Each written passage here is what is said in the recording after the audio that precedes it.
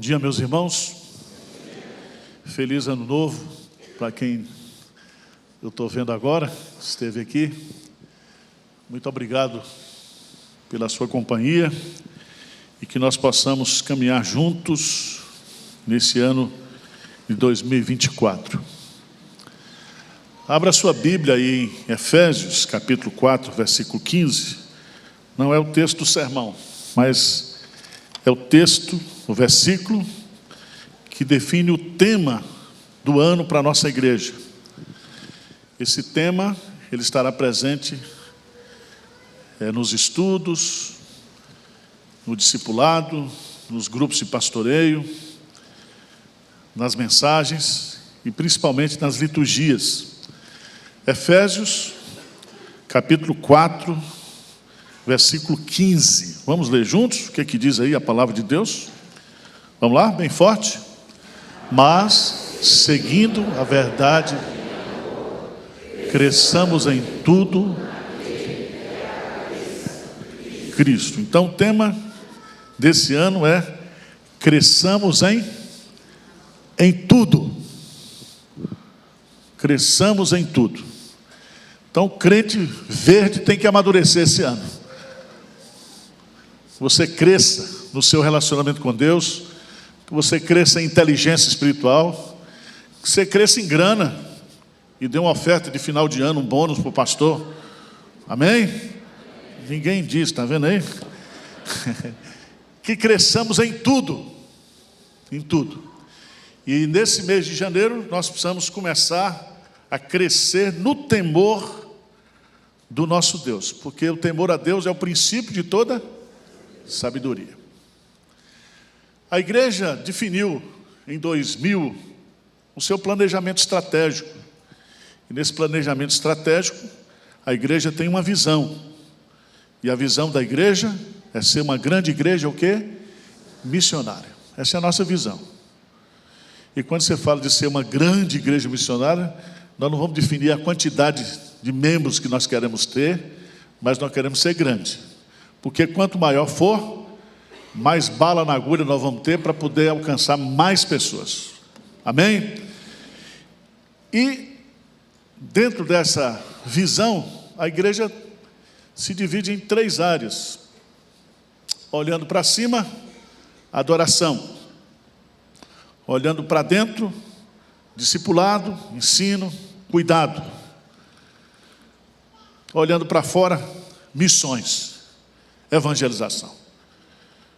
Então, para não precisar desenhar para você, olha para cima, o que é? Adoração.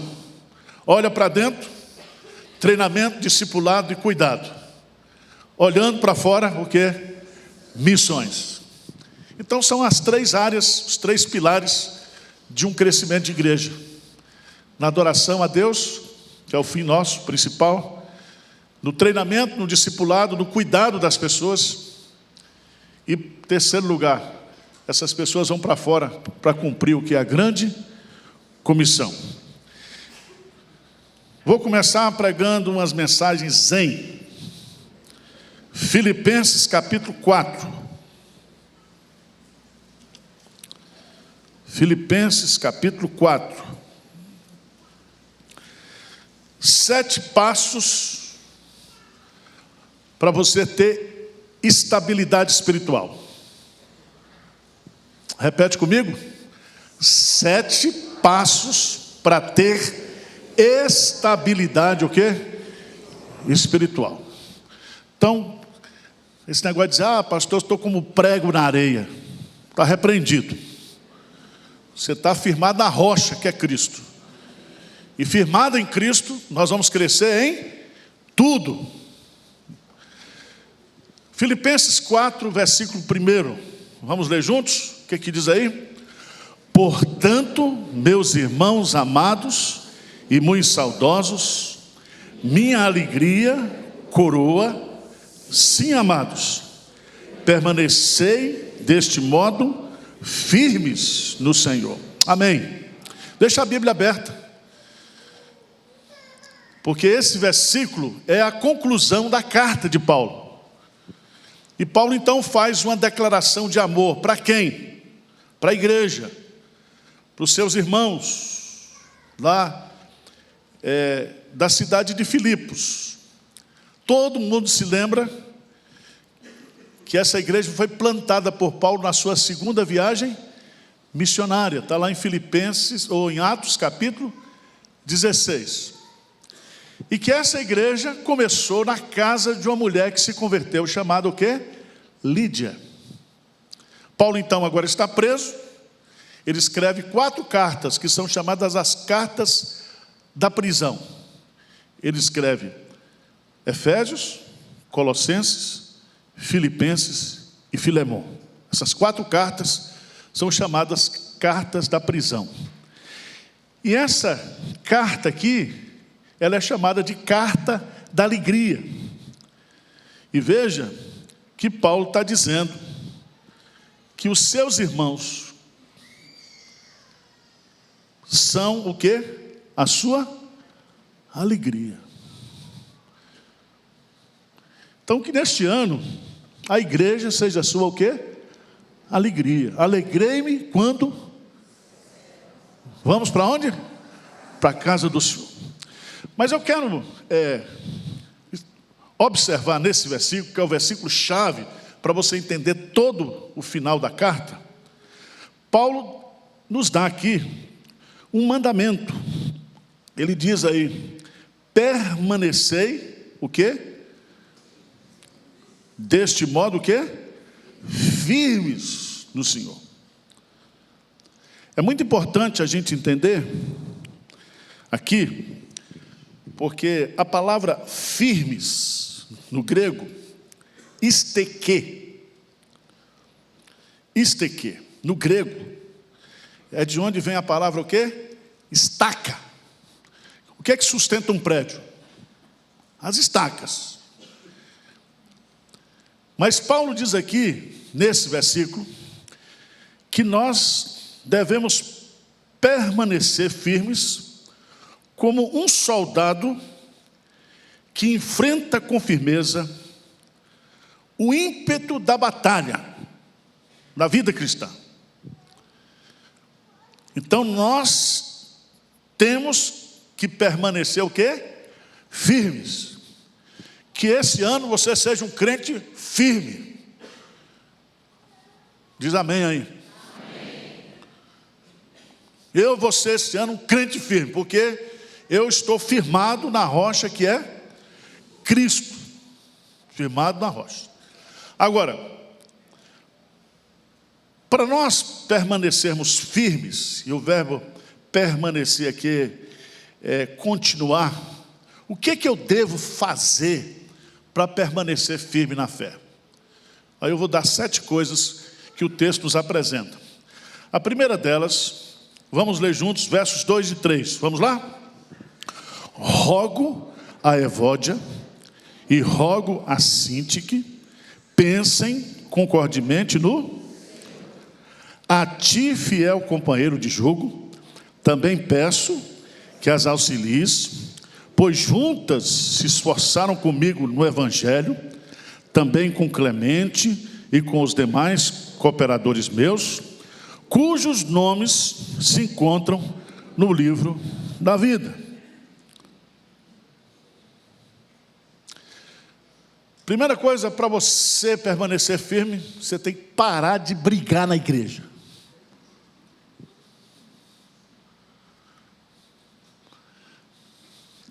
E essa igreja de Filipos tinha muita mulher. E onde tem muita mulher, tem muita confusão. E tem 2 mulheres nessa igreja, que são 2 líderes. E elas estão o quê? Brigando na igreja. Você conhece mulher que briga na igreja ou não? Em casa já é normal, mas e na igreja? Essas 2 irmãs nossas aqui, Evódia e Sintique. Evódia no grego significa boa viagem. E Sintique significa afortunada. Então, veja o que Paulo está colocando aqui. Paulo está pedindo elas que elas pensem o quê? Concordemente o quê? No Senhor. Porque quando um pensa do jeito, outro pensa do outro, cada um puxa o quê? Para um lado. E você sabe que ninguém tem estabilidade espiritual numa igreja cheia de confusão, cheia de briga. Tem? Então, Paulo, ele está pedindo a essas duas irmãs que pensem concordemente do Senhor, e ele pede a Clemente, é isso? Que chame essas irmãs e pacifique essas irmãs. E aqui tem uma coisa muito bonita, que eu e você, nós devemos fazer esse ano na igreja, para a gente permanecer firme, é que nós devemos fazer o papel de pacificador, de apaziguador. Então, se chegar para você, olha, esse pastor Arival é doido, é desequilibrado. Se dizer, é verdade, mas é meu pastor. Ele toma os rivotrilzinhos, é gente boa. Você está entendendo o que eu estou dizendo? A Bíblia diz que nós devemos suportar uns aos outros no amor de Cristo. Nós temos que cuidar uns dos outros, encorajar uns aos outros, orar uns pelos outros, amar um ao outro. E Paulo está dizendo, meus irmãos, permanecei firmes no Senhor. E para vocês permanecerem firmes no Senhor, a primeira coisa que vocês precisam fazer é preservar a unidade da igreja, é parar de brigar, é parar de fazer confusão. E ele vai usar um argumento muito forte. Paulo diz assim: pare de brigar, por dois motivos. Primeiro, porque nós somos companheiros de uma mesma o quê? Luta. Nós não devemos brigar uns com os outros, nós devemos brigar com os nossos o quê? Inimigos. E os nossos inimigos não são pessoas, porque a nossa luta não é contra a carne, nem contra o sangue, mas contra principados e potestades. É uma batalha espiritual. Segundo lugar, além de nós sermos companheiros, o nosso livro, o nosso nome está onde? No livro o quê? Da vida. O que significa isso? Que esse irmão com que você está brigando aqui na terra, você vai morar com ele num quarto lá no céu, numa beliche, para sempre. Então para de brigar, porque nós vamos viver para sempre o quê? No céu. Que é um argumento mais forte do que esse? Para de brigar. Ah, pastor, eu não aguento esse irmão. Não aguenta?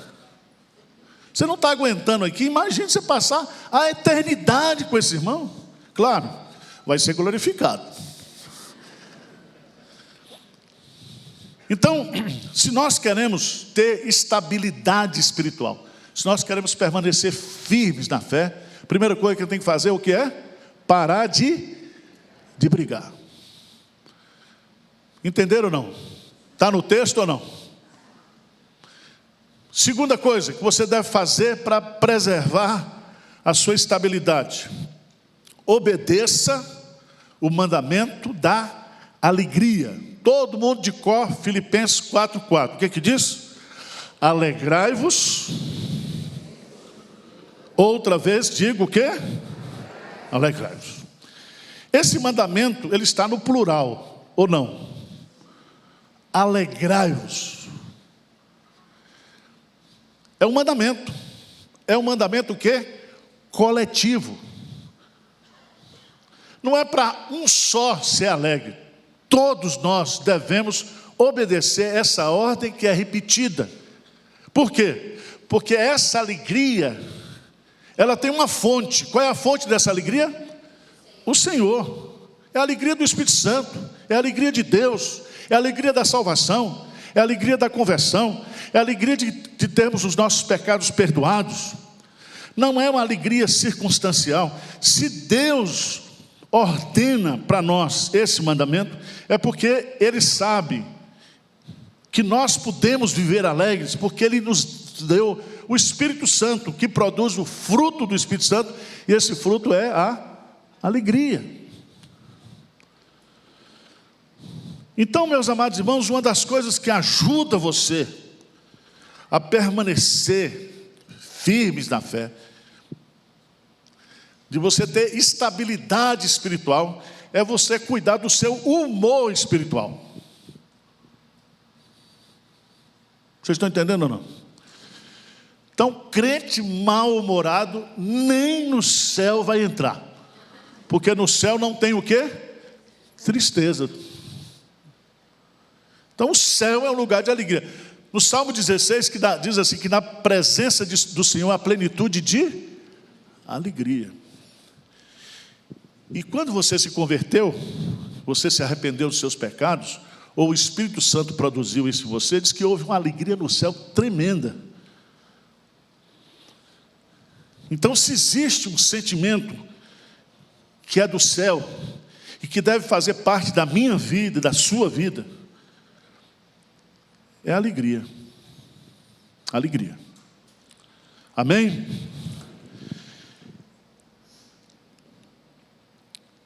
É interessante, porque esse mandamento da alegria, ele não é uma opção, é uma ordem de Deus. A fonte dessa alegria é o Senhor. O tempo dessa alegria, quando é?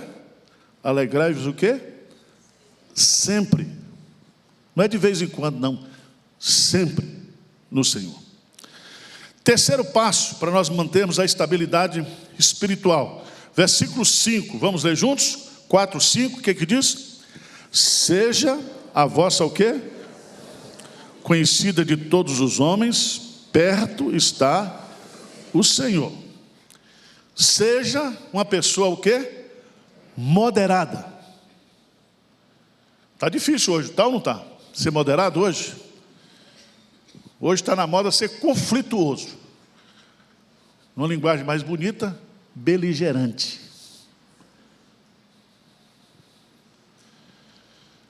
E aqui é interessante observar nesse texto, a palavra traduzida aqui, moderação, significa, envolve paciência, cordialidade, amabilidade, gentileza, compreensão carinhosa, caridade e mansidão. Vocês estão olhando para mim porque eu encarno tudo isso, né? Moderada. Moderada é temperada no ponto. Sabe quando não está nem salgado demais, nem insosso? Moderado. E é tão interessante isso aqui. O melhor comentário que eu achei para descrever esse adjetivo, moderação. Moderado é aquela pessoa que não reivindica os seus direitos pessoais, superando ofensas e injustiças. O pastor John Stott, no seu comentário aos Filipenses, ele diz que moderação significa imparcialidade, a disposição de dar e receber, ao invés de brigar ou reivindicar os seus próprios direitos e interesses. Você já notou que nós vivemos numa sociedade dos direitos? Tem direito do bicho, tem direito do homem, tem direito para todo mundo, está cheio de direito. Por isso que as pessoas estão todas o quê? Desequilibradas. A moderação faz com que você abra mão dos seus direitos para viver em paz. Vocês estão entendendo o que eu estou dizendo ou não? Veja quanta confusão esse ano você arrumou porque você disse, e os meus direitos? Em certas circunstâncias, isso vale a pena. Mas quando a questão é relacionamento espiritual, quando a questão é o seu bem espiritual, nada que você perde, nada que você abre mão em prol da sua estabilidade espiritual, do seu conforto espiritual, é prejuízo. Está entendendo o que eu estou dizendo?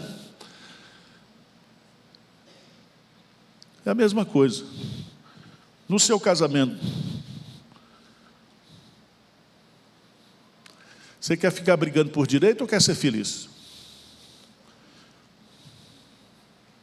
Veja quantos conflitos nós temos dentro de casa, porque dentro de casa todo mundo tem direito, até o cachorro.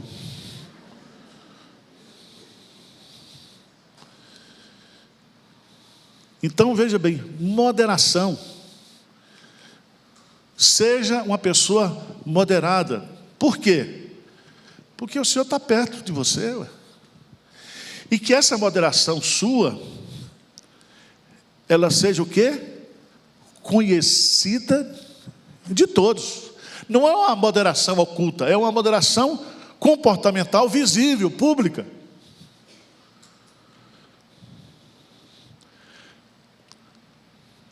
Quarto passo para você ter estabilidade espiritual. Qual é o primeiro? Pare de brigar. Segundo, obedeça o mandamento da. Terceiro, seja uma pessoa moderada. Quarto,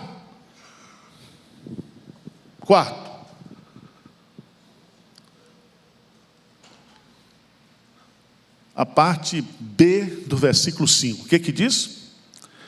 Perto está o Senhor. Eu fiquei perguntando por que Paulo colocou isso aqui. Perto está o Senhor. Há várias interpretações para nós compreendermos essa frase. Primeiro, Paulo está dizendo, olha, seja moderado, porque o Senhor está o quê? Voltando. Perto está o dia do Senhor. Perto está a volta do Senhor. Mas, se nós formos entender, a ideia aqui está no sentido de localidade ou proximidade. O Salmo 145, verso 18, abre aí. Salmo 145, verso 18 e 19. O que diz lá? Perto está o Senhor de todos os que o invocam, hein? Então, perto está o Senhor, significa que nós estamos junto dEle. Nós estamos na presença dEle. Ele está conosco. E é muito bom para você ter estabilidade espiritual, você ter essa convicção que o Senhor está perto de você, que o Senhor está com você, que o Senhor habita em você. Ou seja, nós vivemos na presença o quê? Dele.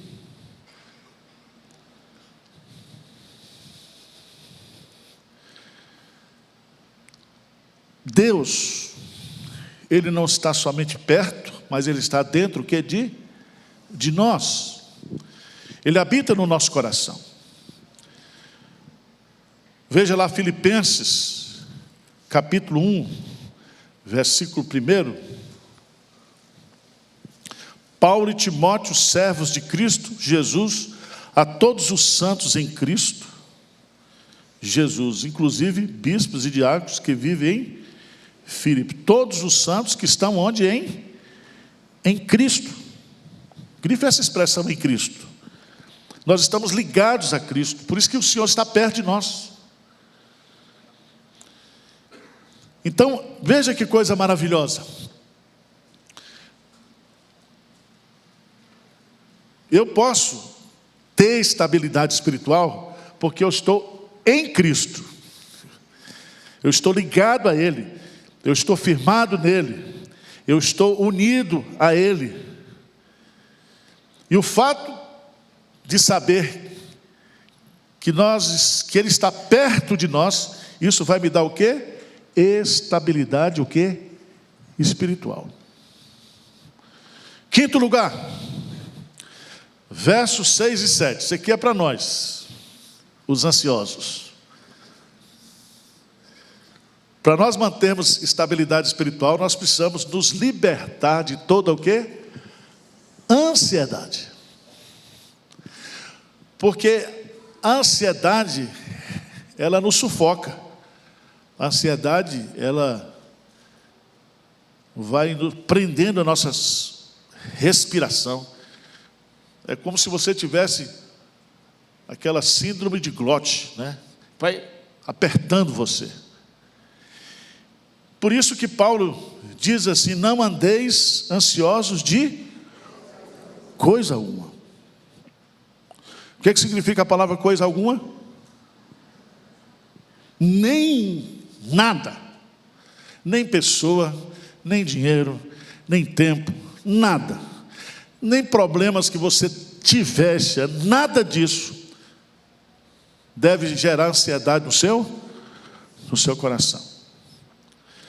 A ansiedade, ela é a grande inimiga da estabilidade, porque a ansiedade nos desestabiliza.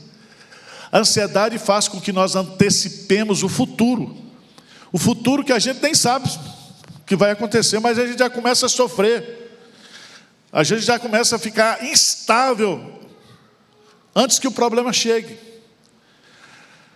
A ansiedade, ela é filha única da incredulidade e da desconfiança.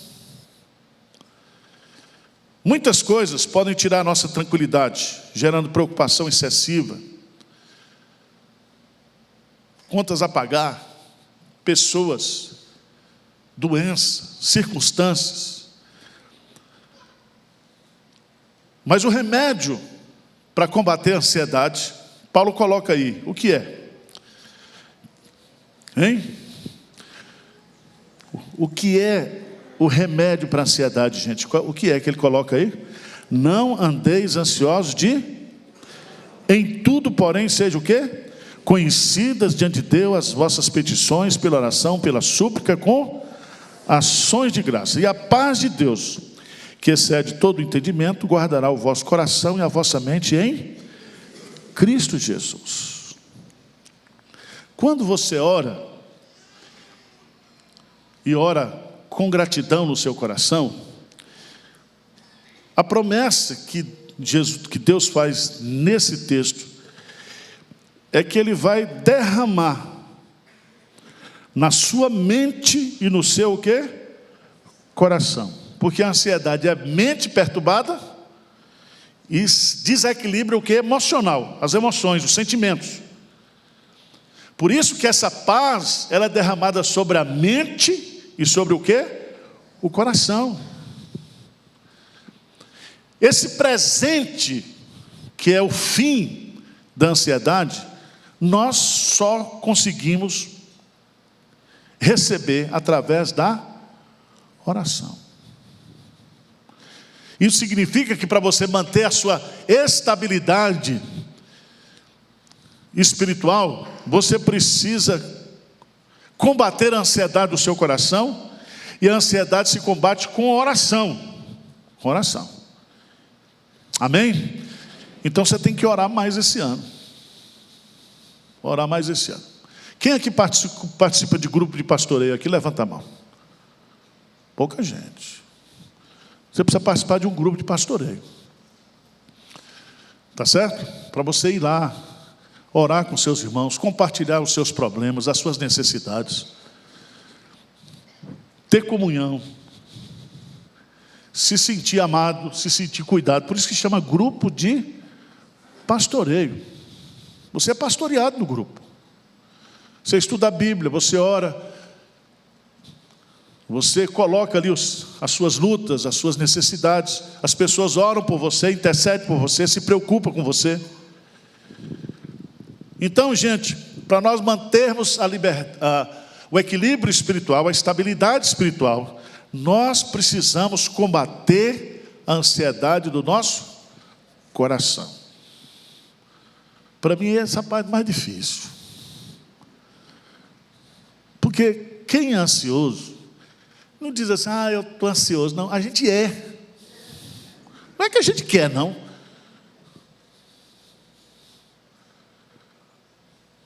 Todo ansioso balança a perna. Balança ou não balança? Todo ansioso aperta o botão do elevador 20 vezes. Só precisava uma.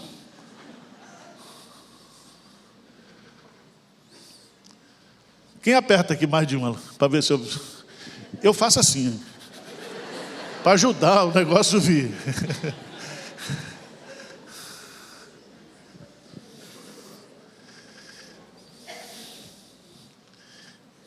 E tem gente lerda que aumenta a sua ansiedade. Tem ou não tem?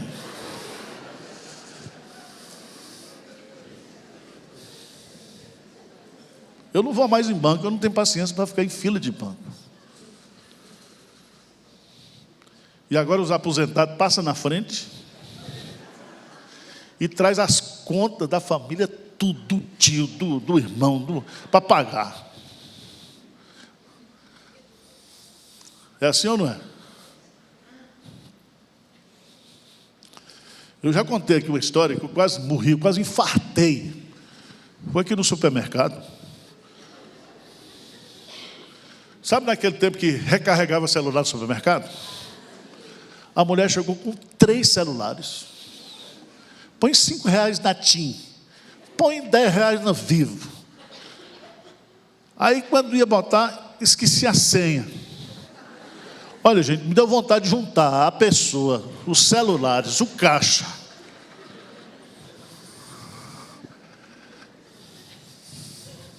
Mas o que a Bíblia diz? Não andeis ansiosos por liberte-se da ansiedade.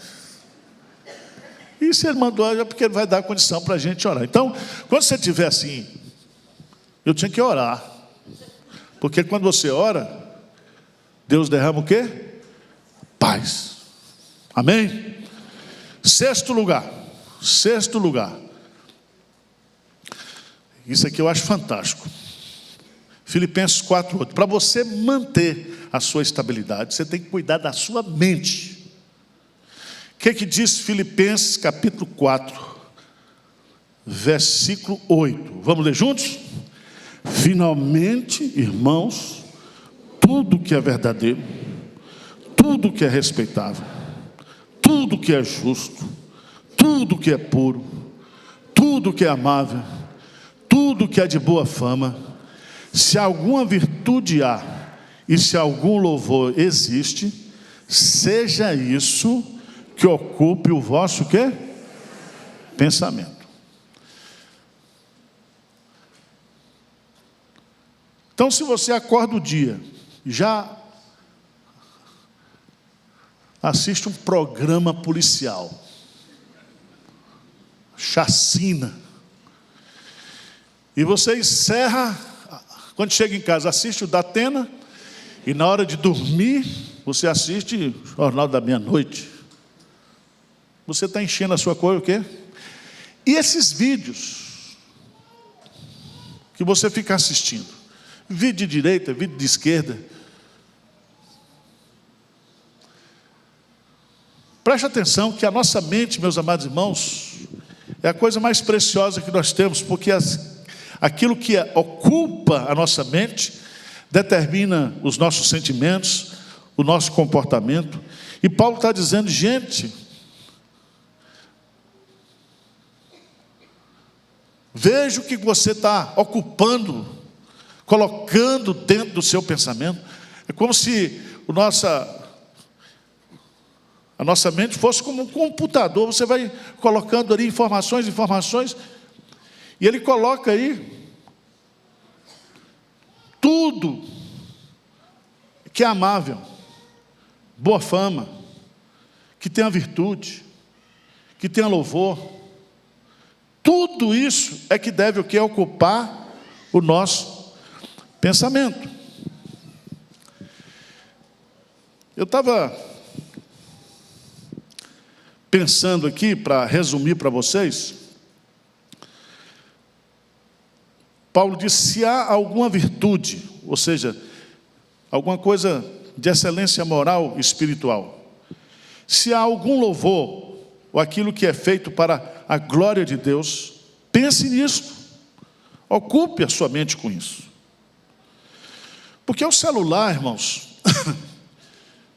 pode ser uma bênção na sua vida, como as redes sociais podem ser uma bênção na sua vida, depende do uso que você faz. Tá certo? Se você assiste uma boa mensagem, se você, na sua devocional, você coloca uns louvores, selecione lá uma lista de hinos, de cânticos, coloca no celular.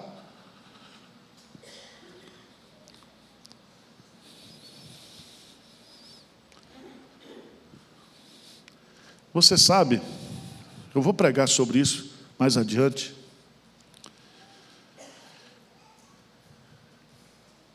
que a grande estratégia de Satanás é ocupar a mente das pessoas. Veja que quando o pecado entrou no mundo, o pecado veio através de argumentos, Satanás argumentando. Então, por exemplo, o que é que Satanás fala hoje? Fala assim: não, maconha é uma coisa boa, fume maconha. Há estudos que comprovam que a maconha é uma bênção. Aí você vai conhecer os estudos da psiquiatria e você descobre que a maconha é extremamente prejudicial. Lembra do Dr. Ronaldo Laranjeiras? Assista os vídeos desse homem. Foi ele que foi lá no Congresso,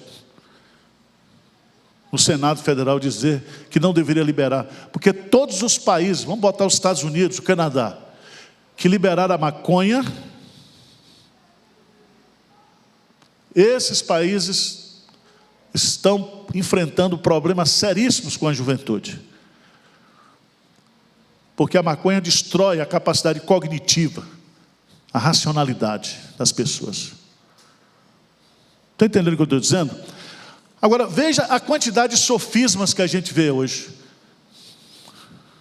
Onde é que o diabo semeia o ateísmo? Onde é? Nas universidades.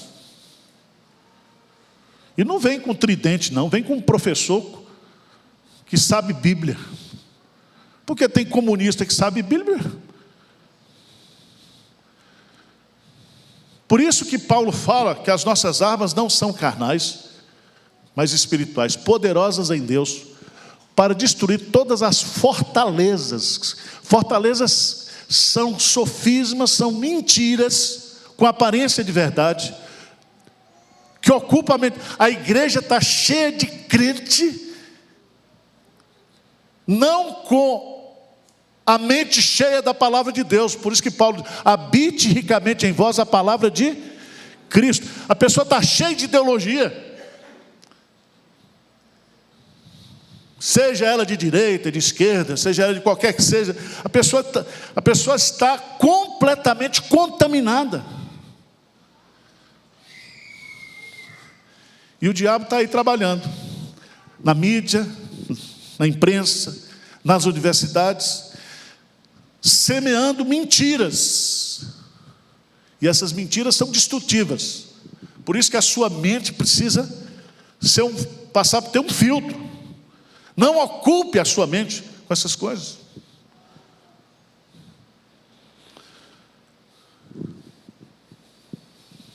O conteúdo da nossa mente determinará a nossa atitude e a nossa o quê? Prática. Então um jovem está aqui na igreja, estudando a Bíblia, cresceu na igreja, primeiro ano da universidade, ele diz: não, agora eu não sou crente não, eu agora sou comunista, eu sou ateu agora. Rapaz, mas você não estudou a Bíblia a vida toda. O diabo trabalhou onde? Na mente. Então quem é que faz a sua cabeça? Fez a sua cabeça e ganha você.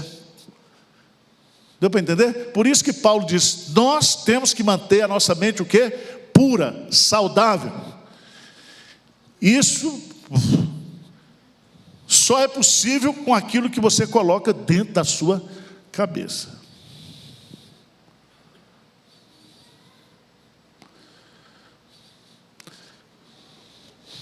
Vocês estão entendendo ou não? Está no texto ou não? Está no texto. Eu tenho um defeito, eu não gosto de assistir filme muito cabeça, não. Filme europeu. Assistir agora Oppenheimer. É longe, é comprido demais. Eu gosto de Rambo. Rambo 1, Rambo 2. Pá, pá, pá, pá, resolve todo.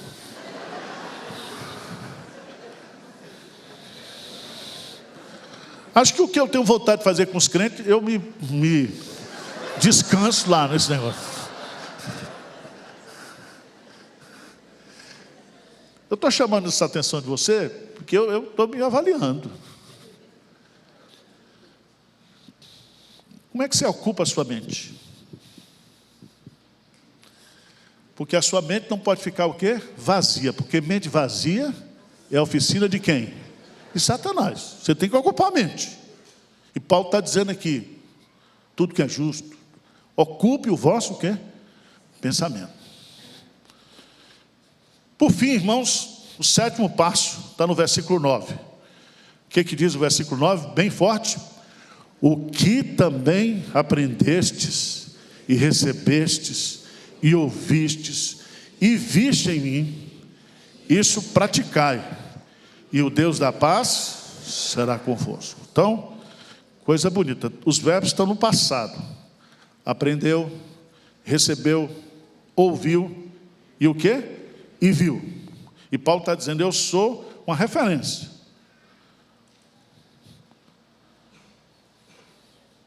E aqui tem uma coisa muito importante, irmãos. Porque os pensamentos influenciam, mas as pessoas influenciam mais. É ou não é? Você teve um monte de professor na faculdade. Tinha um lá que o cara era pós-doc, doutor, mas o cara não sabia dar aula. Sabe aqueles caras que sabem muito, mas não sabem comunicar? Aí tinha aquele professor, Rolando Lero. Não sabia muito, mas ganhava você.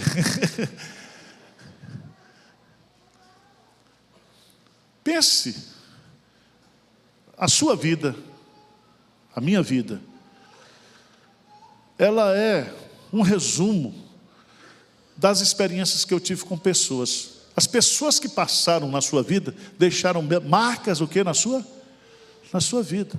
O que Paulo está colocando aqui é muito simples. Ele diz, pratique aquilo que você aprendeu. Ou seja, pratique na sua vida aquilo que você aprendeu de pessoas sensatas, daquelas pessoas que influenciaram você. E aqui é muito importante isso, meus amados irmãos, porque quem eu admiro e quem eu respeito fala muito daquilo que eu sou.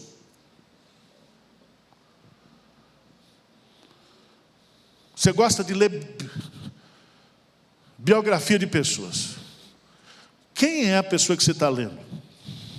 Dependendo da pessoa que você estiver lendo, eu digo a esse cara, assim, é bom ler tudo. Mas tem coisa que a gente já sabe que não vai. Aquela biografia não vai fazer sentido na minha vida. Sabe por quê, irmãos? Porque nós agimos por imitação. E aquilo que a gente vê no outro, a gente imita. Por exemplo, meu pai comia fazendo barulho. E eu aprendi isso.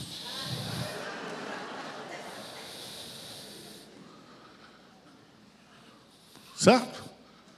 E agora? A neta olhando para mim. Vovô, está errado. Quando você era recém-nascido, você mamava, tomava mamadeira, sua mãe dava um tapa nas suas costas para você arrotar. Agora, se você arrotar, é falta o que de educação. Irmãos, pense na igreja. Pense em pessoas que inspiram você na igreja. Pessoas, professores, pastores, líderes espirituais, personagens. Olha para aquele irmão dedicado no estacionamento. Tem uns irmãos aqui que eu me inspiro. Eu trabalhando na chuva, sem ganhar nada, e ainda levando bronca de crente que não deixa a chave. Não é assim? Vamos olhar para as pessoas que nos inspiram. O que Paulo está colocando aqui: Timóteo, pratica aquilo que você já aprendeu, mas que você aprendeu não somente através dos ensinamentos, mas daquilo que você vê nas pessoas. Siga os bons exemplos. Eu já falei aqui, o cara fala: pastor, eu não gosto da igreja de Pedro, que a igreja está cheia de hipócritas. Eu falei: descobri o Brasil. Porque onde é que não tem hipócrita? O mundo, a humanidade é hipócrita. Agora, aqui tem uns hipócritas que disfarçam, mas nós disfarçamos melhor. Estamos lutando para combater a hipocrisia. Mas incoerência de vida você vai encontrar onde você estiver. Tá certo? Mas tem gente crente na igreja? Tem. Tem exemplo bom na igreja? Tem. E muito. Muita gente boa, muita gente crente.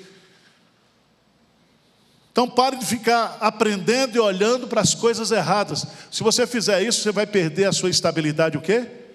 Espiritual. Se você quer permanecer firme na fé, ore para as coisas boas, ore para as pessoas boas, ore para os bons ensinamentos que vêm acompanhado dos exemplos de virtudes. E isso vai manter você o quê? Quantas pessoas, meus amados irmãos, se afastam de igreja? Muitos têm vindo aqui para Pinheiros porque se decepcionaram com pastores e líderes. É assim.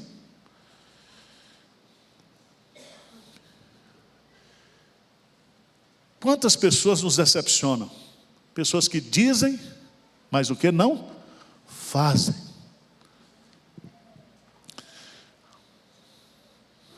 Tá bom? Primeiro sermão do ano. Qual é o tema? 7 passos para você manter o que? A sua estabilidade, o quê? Espiritual. Permanecer o quê? Firmes. Para de brigar. Se alegre no Senhor. Seja uma pessoa moderada. Tenha consciência de que o Senhor está com você. Liberte-se da ansiedade. Ocupe a sua mente com coisas boas. E por fim, aprenda. Seja uma pessoa ensinável. Amém? Aprenda. Seja um eterno aprendiz. E aprenda coisas boas de pessoas boas.